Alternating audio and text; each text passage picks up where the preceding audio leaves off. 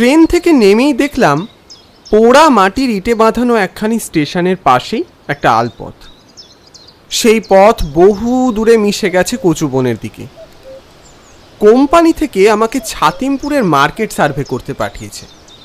পিঠের ব্যাগে এক গাদা কাগজপত্র। এমন ম্যানেজার যেন কোনো শত্রুর কপালেও না জোটে। একদিনের মধ্যে এত বড় এলাকার সার্ভে করা সম্ভব? সে আর ওই ম্যানেজারকে কে বোঝায়? পোড়ামাটির ইটে বাঁধানো স্টেশন থেকে নামতেই একটি লোককে দেখলাম তাল গাছের নিচে বসে ভাত খাচ্ছে। সম্ভবত মাঠে চাষবাস করছিল। যাই দেখি যদি কোনো উপায় বাতলাতে পারেন তিনি। বলছি দাদা, এখানে সামনাসামনি কোনো বাজার আছে? কে কে বটে? আমি। এখানে সামনাসামনি কোনো বাজার আছে? বাজার বাজার তো এখন পাবে না গো ভাই, সে তো কোন সকালে উঠে গেছে। বুঝলুম, তা এখানে বাজারটা কোন দিকে সেটা বলতে পারেন? লোকটা তার তর্জনী কচুবনের দিকে নির্দেশ করে বললেন, ওই যে ওইখানে। কিন্তু দাদা ওখানে তো বন জঙ্গল।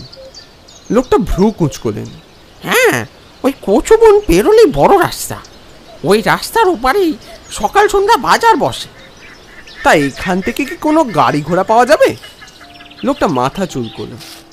না ভায়া, তা তো এখানে পাবে না তুমি, কিন্তু কেউ যদি ভ্যানটা নিয়ে এই রাস্তা দিয়ে ফেরি করতে যায় তাকে বলে দেখতে পারো, যদি তোমায় নিয়ে যায়। লোকটাকে ধন্যবাদ জানিয়ে হাঁটতে শুরু করলাম। কাঠফাটা রোদের মধ্যে দিয়ে হেঁটে চলেছি। দূর দূরান্ত অবধি কোনো ভ্যান বা রিক্সার টিকিটাও নজরে পড়ল না। এদিকে গরমে ঘেমে নিয়ে সারা শরীর প্রায় ভিজে একসা। মনে হচ্ছে এখনো 3 কিলোমিটারের রাস্তা হাঁটতে হবে। যেতে যেতে নিজের কপালকে দুষছিলাম। ভগবানকে বলছিলাম, এতদিন ধরে তো রোদের ঘন ঘটা দিলে, এবার একটু দয়া করে বৃষ্টি দাও। আর যে সইছে না। সাথে জুটেছে ম্যানেজারটা। ওই বলতে বলতে ফোন বেজে উঠল। বেজার মুখে ফোনটা ধরেই ফেললাম। হ্যাঁ স্যার, বলুন। কিশোনন্দ, পৌঁছে গেছো নাকি? হ্যাঁ স্যার, কিছুক্ষণ আগে পৌঁছেছি। বেশ বেশ, না আর কাজে লেগে পড়ো। শোনো, সব কাজ ছেড়ে তবেই ফিরবে। দরকার হলে আজ রাতটা ওখানেই থেকে যাবে। ফোনটা রেখে দিলাম কিচ্ছু না বলে। ব্রহ্মতালু যেন তেতে উঠেছে। বললেই হলো থেকে যাও। কোথায় থাকবো আমি? এই ভরা মাঠের মধ্যে কি রাত কাটাবো? আশ্চর্য! দূর, একদিন ছেড়েই দেবো চাকরি। ঠিক সেই সময় আমার হাতে 2-1 ফোঁটা জল পড়ল। আকাশের দিকে তাকিয়ে দেখলাম রাশি রাশি মেঘের দল এসে রোদকে ঘিরে দিয়েছে। সঙ্গে সঙ্গে আরো 2-4 ফোঁটা বৃষ্টি আমার গায়ে এসে পড়ল। আর হু হু করে ঠান্ডা বাতাস। বাঁচলাম। এসব ভাবতে ভাবতেই ভয়ঙ্কর কান ফাটানো একটা শব্দ, যেন চারপাশ ফেটে পড়ল। কান থেকে হাতটা সরিয়ে বুঝতে পারলুম মাঠের মাঝখানে টাওয়ারে একটা বাজ পড়েছে। সর্বনাশ! এখন বৃষ্টির চেয়ে এই মেঘের কড়কড়াতি বেশি হবে দেখছি। সামনের ক্ষেতে চাষ করা একটা চাষিকেও আর দেখতে পেলাম না। আবহাওয়ার পূর্বাভাস পেয়ে আগেই চলে গেছে হয়তো ওরা। ঠিক সেই সময় পথের ধারেই একটা চালা ঘর দেখতে পেলাম। খড় দেওয়া ছাউনি। সেখানে ছুটতে গিয়ে মাথাটা বাঁচালাম কোনো মতে। তারপরেই বৃষ্টিটা ঝেঁপে এলো। মুষলধারায় বৃষ্টি শুরু হয়েছে। ওই খড়ের চালাঘর থেকেও ফোঁটা ফোঁটা জল পড়তে শুরু করলো। কিন্তু বাইরে চারপাশে যে অপরূপ সৌন্দর্য দেখলাম প্রকৃতির, সে শোভা বলে বোঝানোর নয়। আমায় যেন মুহূর্তে মুগ্ধ করে দিল। চারপাশে সবুজের সে বাহার দেখে চোখ দুটো যেন আমার জুড়িয়ে গেল। আহা, ভাবতেও ভালো লাগে এ আমার সোনার বাংলা। সামনে খানিকটা দূরে একটি গাঁয়ের ছেলেকে দেখলাম। খালি গায়ে একটা ধুতি পরে এই বৃষ্টির মধ্যে 2টো ছাগলকে নিয়ে আলপথ দিয়ে হেঁটে যাচ্ছিল। এই এই এই হাট হাট, চল চল মালতী, আমার কথা শোন কইছি, না হলে আমি কিন্তু মাকে কয়ে দেব। যে তুই আমাকে কেমন ধারা নাজেহাল করছিস। দেখবি তখন কেমন পিঠের মার পড়ে। আরে লক্ষ্মীটাকে দেখে তো শিখতে পারিস নাকি? ও আমার লক্ষ্মী বাচ্চা, আর তুই বেয়াদব কোথাকার। দাঁড়া দাঁড়া বলছি, আরে আসতে চ মালতী। ওর কথা শুনে হাসি পেল খুব। অবলা ছাগল ছানাগুলোর সাথে এমনভাবে কথা বলছে যেন ওরা ওর কত কথা বুঝছে। অবলা পশুগুলোকে যে ও সন্তান স্নেহ করে তা ওর কথাতেই স্পষ্ট। আগে কে আপনি বাবু, এখানে একা দাঁড়িয়ে আছেন? আচমকা পাশে ছেলেটিকে দেখে চমকে উঠলাম। বুকের ভিতরটা কেমন ধড়াস করে উঠল। হতচকিত হয়ে বললাম, না মানে আমি শহর থেকে এসেছি একটা কাজে, বৃষ্টির জন্য এখানে একটু আশ্রয় নিচ্ছি আর কি। হ্যাঁ, আগে দেখেই বুঝেছি আপনি শহর থেকে এসেছেন। তা আপনি তো একেবারে ভিজে গেছেন দেখছি। এখানে না দাঁড়িয়ে কারোর বাড়ি গিয়ে তো দুদণ্ড জিরিয়ে নিতে পারতেন। না না ভাই, আসলে আমি এ গ্রামের কাউকে চিনি না তো। আরে বাবু, অত লজ্জা পাচ্ছেন কেন? আরে আমি তো আছি নাকি? আপনি আসুন দেখি, আমার সাথে আসুন।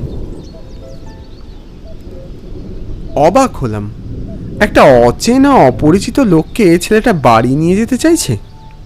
সত্যি গাঁয়ের মানুষ কত সরল, ভাবতেও অবাক লাগে। আসুন বাবু আসুন, দেরি করবেন না। হ্যাঁ, আকাশের অবস্থা খুব ভালো নয়।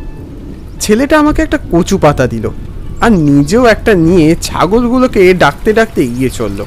এই এই এই চল চল, আসুন বাবু, আপনি এদিক দিয়ে আসুন দেখি, আসুন। হ্যাঁ গো, তোমার নাম কি? আগে আমার নাম বকুল। আচ্ছা, তা বকুল তোমার বাড়ি কোথায়? ওই যে বাবু দেখুন, ওই মাঠের শেষে ওদিক পানে চেয়ে দেখুন, ওই বাড়িটা। দেখলাম ক্ষেতের মাঝখানে একটা কুঁড়ে ঘর। বকুল পা চালিয়ে কুঁড়ে ঘরের দিকে এগিয়ে যাচ্ছিল। দাঁড়াও বকুল দাঁড়াও, যা বৃষ্টি, এত জোরে হাঁটতে গিয়ে পা পিছলে না পড়ে যাই। হ্যাঁ হ্যাঁ বাবু, আসেন আসেন, আপনি সাবধানে আসেন। আসলে কি বলুন তো, বাড়িতে মা একা আছে তো তাই ছুটে যাচ্ছি। এই ছানাগুলোকেও তো পৌঁছে দিতে হবে, আবার ওরাও যে ভিজছে। এই এই এই আয় আয়, তোরা সাবধানে আয় দেখি, আয় আয় আয়। কুঁড়ে ঘরের সামনে এসে দাঁড়াতেই বকুল থমকে দাঁড়ালো। কি হলো, দাঁড়িয়ে পড়লে যে? না বাবু, কিছু নয়। বকুল আমার দিকে হাঁ করে চেয়ে রইল, তারপর বলল, যান না বাবু, আপনি যান, আমি মালতী আর লক্ষ্মীকে গাছের তলায় বেঁধেই আসছি। না না, আমি ওভাবে ঘরে ঢুকলে মাসিমা খারাপ ভাবতে পারেন। তুমি বরং ওদেরকে খুঁটিতে বেঁধে এসো। না না বাবু, আপনি যান না, ভিতরে যান, কিচ্ছুটি হবে না।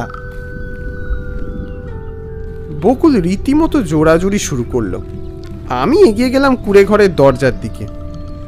দরজার বাইরে থেকে ডাক দিলাম, মাসিমা মাসিমা। একজন সাদা থান পরিহিত মহিলা বেরিয়ে এলেন।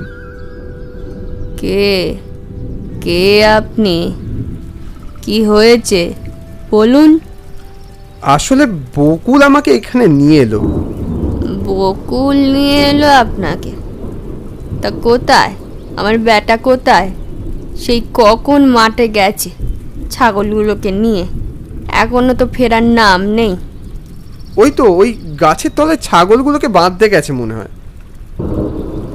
গাছটার দিকে খেয়াল করতেই দেখলাম ওখানে ছাগল ছানা দুটো ঘুরে বেড়াচ্ছে।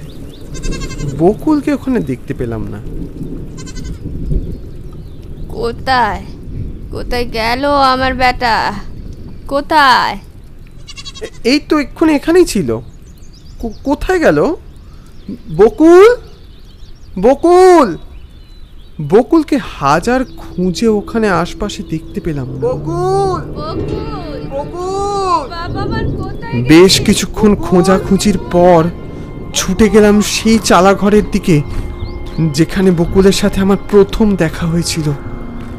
সাথে ওর মাও এলো। ততক্ষণে বৃষ্টি অনেকটা ধরেছে। বেশ কিছুক্ষণ খোঁজাখুঁজির পর মাঠের মাঝখানে টাওয়ারের ঠিক নিচটায় বকুলের বডি দেখা গেল।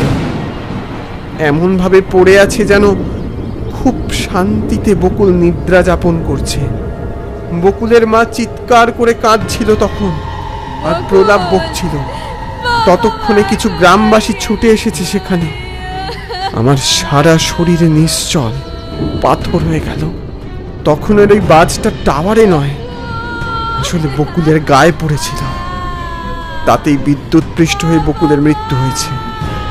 কানের পাশে কে যেন ফিস ফিস করে বলে গেল, বাবু, পারলে আমার মাটাকে একটু দেখবেন, আর আর মালতী আর লক্ষ্মীটাকেও। মুহূর্তের জন্য মনে হলো বকুলের দায়িত্ববোধের কাছে আমার এই চাকরির দায়িত্ব বড্ড তুচ্ছ, বড্ড নগণ্য।